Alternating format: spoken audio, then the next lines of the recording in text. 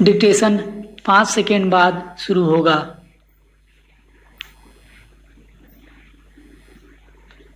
Ready, start. उपाध्यक्ष महोदय, मैं समझता हूँ कि अब तक इस वैदेशिक नीति पर न केवल इस ओर के सदस्यों ने ही बल्कि दूसरी ओर के सदस्यों ने भी प्रधानमंत्री जी को धन्यवाद दिया है।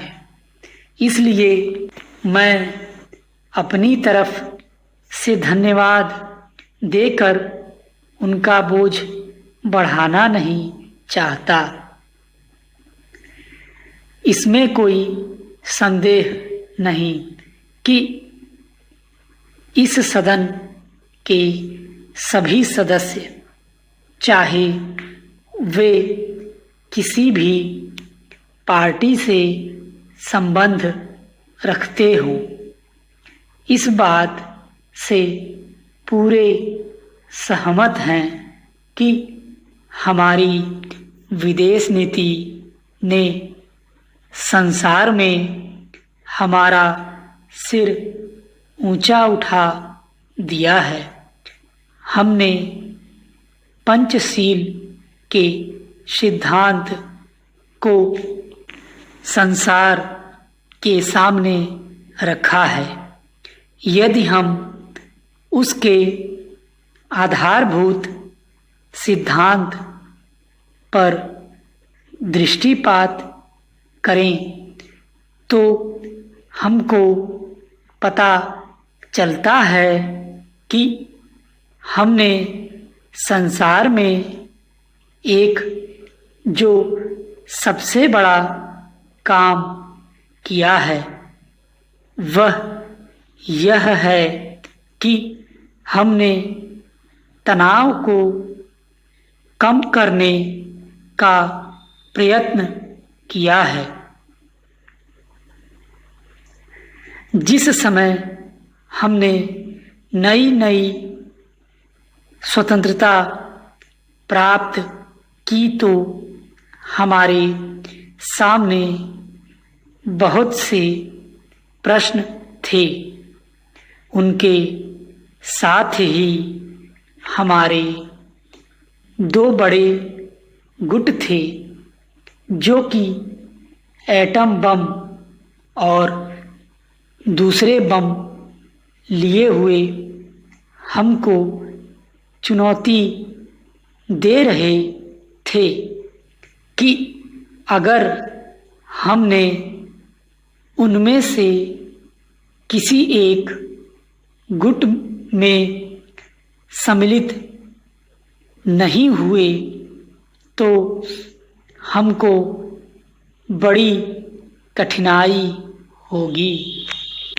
उस समय भी हमारे प्रधानमंत्री ने हमारे देश की वैदेशिक नीति को इसी स्तर पर रखा जिसके कारण आज हम संसार में अपना सिर ऊंचा उठा सकते हैं। हमने जो संसार के सामने पंचशील के सिद्धांत को रखा उसका सबसे बड़ा फल यह हुआ कि एक सम्मेलन हुआ जिसकी ओर मैं आपका ध्यान दिलाना चाहता हूँ। इस सम्मेलन में बड़े उत्साह के साथ संसार के 29 राष्ट्रों ने, जो कि एशिया और अफ्रीका से संबंध रखते थे, यह घोषणा की कि हम संसार में तनाव कम करना चाहते हैं और साथ ही हम यह चाहते हैं कि संसार में जो विभिन्न सामाजिक और आर्थिक नीतियां हैं वे साथ साथ चल सकें। हमारी वैदेशिक नीति में जो सबसे महत्वपूर्ण चीज़ है वह है सह अस्तित्व की भावना।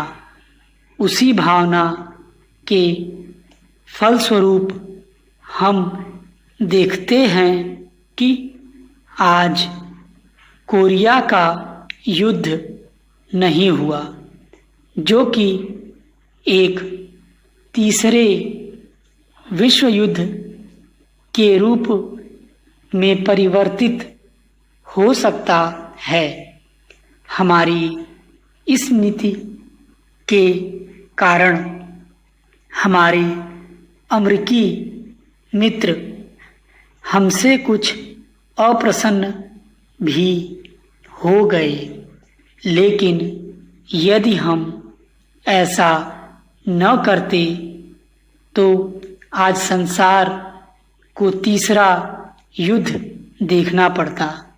मैं बहुत ज़्यादा समय नहीं लूँगा, थोड़ा ही लूँगा। स्टॉप।